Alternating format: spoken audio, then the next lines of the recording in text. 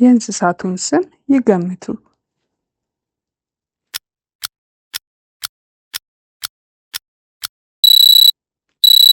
አንበሳ፣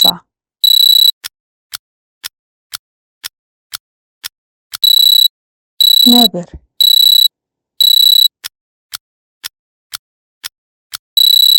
አቦሸማኔ፣ ጅብ፣